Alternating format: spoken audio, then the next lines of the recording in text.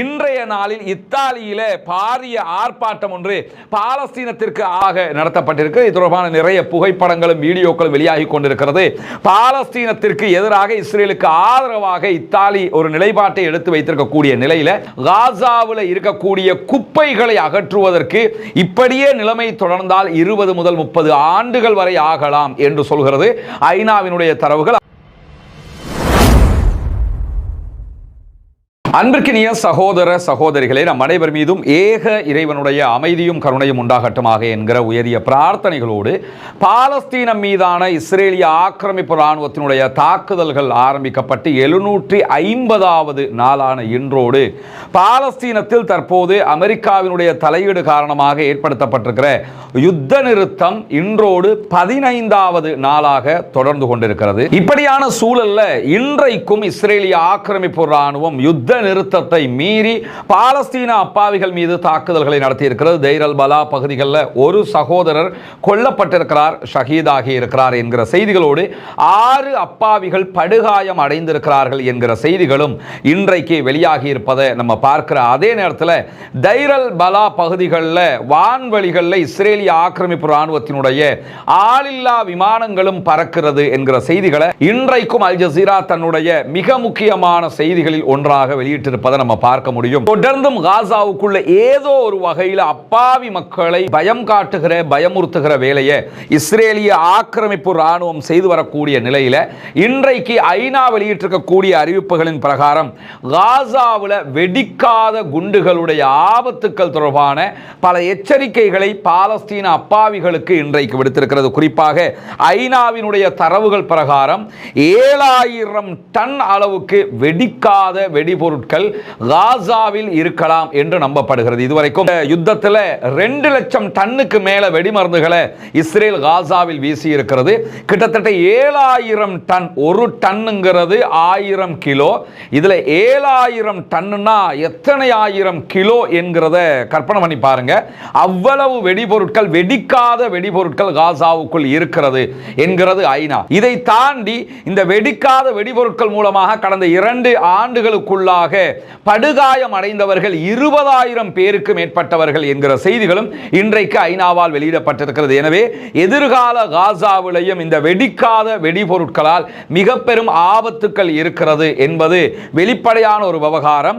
இதனை ஐநா முன்வந்து அவர்களுடைய தரவுகள் பிரகாரம் அகற்ற வேண்டும் என்பது ஒருபுறம் இருக்க, பாலஸ்தீன விடுதலை அமைப்பினர் இது தொடர்பாக என்ன நடவடிக்கைகளை எடுக்க போகிறார்கள் என்கிற கேள்விகளும் நம் முன்னால் இருந்து கொண்டிருப்பதை நம்ம பார்க்க முடிகிற அதே நேரத்தில் காசாவில் இருக்கக்கூடிய குப்பைகளை அகற்றுவதற்கு இப்படியே நிலைமை தொடர்ந்தால் 20 முதல் 30 ஆண்டுகள் வரை ஆகலாம் என்று சொல்கிறது ஐநாவினுடைய தரவுகள். ஆனால் ஒப்பந்த பிரகாரம், சமாதான ஒப்பந்தத்தில் ஒப்புக்கொள்ளப்பட்ட பிரகாரம் இஸ்ரேல் கனரக மெஷினரிஸ் உள்ள அனுப்பினாங்க என்று சொன்னா, அதற்கு அலோவ் பண்ணினாங்க என்று சொன்னா, உள்ளே வந்து அவர்கள் இந்த குப்பைகளை, கட்டட இடிபாடுகளை அகற்றுவதற்கு ஒரு 10 ஆண்டுகளுக்குள் வேலையை முடித்து விடலாம் என்கிறது ஐநா. எப்படி பார்த்தாலும் குறைந்தது 10 ஆண்டுகள், அதிகூடியது 30 ஆண்டுகள் வரை ஆகலாம் என்கிற தரவுகளை நம்ம பார்க்க முடிகிற அதே நேரத்தில் இன்றைய நாளில் மிக முக்கியமான இன்னொரு செய்தியும் வெளியாகி இருக்கிறது. நமக்கு தெரியும், அமெரிக்காவினுடைய துணை அதிபர் ஜே.டி. வான்ஸ் இஸ்ரேல் வந்திருந்தார். அதே போன்று அமெரிக்காவினுடைய மத்திய கிழக்குக்கான தூதர் ஸ்டீவ் விட்காஃப்ல இருந்து பல பேரும் இஸ்ரேலில் முகாமிட்டு நிற்கிறார்கள், இந்த யுத்த நிறுத்தத்தை இஸ்ரேல் மீறிவிடக் கூடாது என்பதற்காக. இப்படி இஸ்ரேலுக்கு வருகை தந்திருந்த அமெரிக்காவினுடைய துணை அதிபர் ஜே.டி. வான்ஸோடு சேர்ந்து ஒரு பத்திரிகையாளர் மாநாட்டை நடத்திய இஸ்ரேலுடைய பாதுகாப்பு அமைச்சராக செயல்படக்கூடிய இஸ்ரேலி காட்ஸ் ஒரு முக்கியமான செய்தியை சொல்லி இருக்கிறார். அது என்ன செய்தி என்று சொன்னால், 2 ஆண்டுகள் காசா மீது நடத்தப்பட்ட தாக்குதல்களில் வெறும் 40% சுரங்கப்பாதைகளை தான் நாங்கள் அளித்திருக்கிறோம். இது கூட தவறான செய்தியை தான் அவங்க சொல்றாங்கன்னா, இஸ்ரேலுடைய கணிப்பு பிரகாரமே வெறும் 13% பங்கர்களை தான் அளித்திருப்பதாக இஸ்ரேல் நம்புகிறது.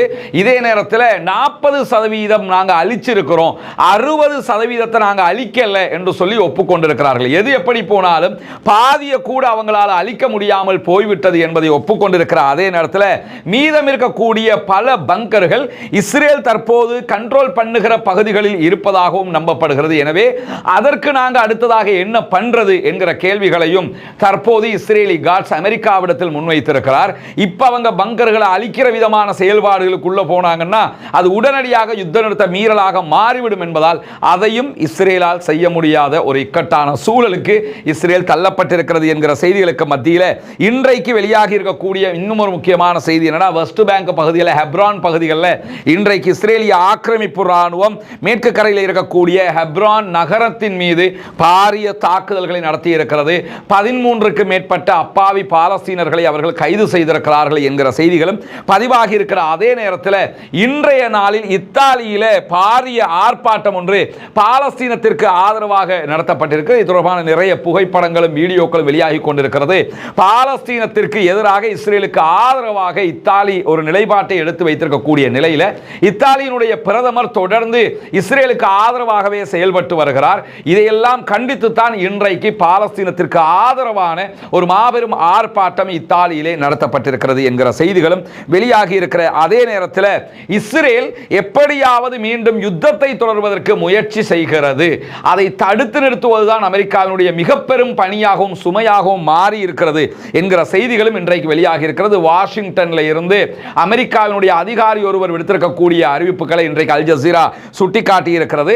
பாலஸ்தீன விடுதலை அமைப்பினர் இறந்த பணைய கைதிகளுடைய உடல்களை கொடுப்பதற்கு தாமதமாகி கொண்டிருக்கிற காரணத்தினால அதை காரணமாக வைத்து யுத்தத்தை ஆரம்பித்து விடுவதற்கு இஸ்ரேல் தடுமாறிக் கொண்டிருக்கிறது என்பதுதான் இங்கு வெளியாகி இருக்கக்கூடிய முக்கியமான செய்தியாக இருக்கிறது. எப்படியாவது யுத்தத்தை ஆரம்பிக்கணும், அதற்கு இதை ஒரு வழியாக அவர்கள் பயன்படுத்த நினைக்கிறார்கள். ஆனால் வாஷிங்டன் சொல்லக்கூடிய செய்தி என்னன்னு கேட்டா, நீங்க காசாவுக்கு தேவையான கனரக இயந்திரங்களை உள்ள விட்டுட்டீங்கன்னா, புல்டோசர் மாதிரி பெரிய பெரிய வாகனங்கள் எல்லாம் தேவைப்படுகிறது, மெஷினரிஸ் எல்லாம் தேவைப்படுகிறது, அதற்கெல்லாம் இஸ்ரேல் அனுமதிக்காமல் இருக்கிறது. அதையெல்லாம் அனுமதிச்சா உடனடியாக உங்களுடைய பணைய கைதிகளை மீட்டு விடலாம் என்று பாலஸ்தீன விடுதலை அமைப்பினர் ஆல்ரெடி சொல்லிட்டாங்க. எனவே பாலஸ்தீன விடுதலை அமைப்பினர் கேட்பதை கொடுத்து விட்டால் வேலை முடிந்துவிடும் என்று இன்றைக்கு இஸ்ரேலுக்கு அமெரிக்கா பதில் சொல்லி இருக்கக்கூடிய செய்திகளும் வெளியாகி இருக்கிற அதே நேரத்தில் அல் ஜசீராவினுடைய பத்திரிகையாளர்கள் இன்றைக்கு வெளியிட்டிருக்கக்கூடிய செய்திகளில் தெற்கு காசா பகுதிகளில் கான் யூனிஸுக்கு தென்கிழக்கே இருக்கக்கூடிய குடியிருப்பு கட்டிடங்களை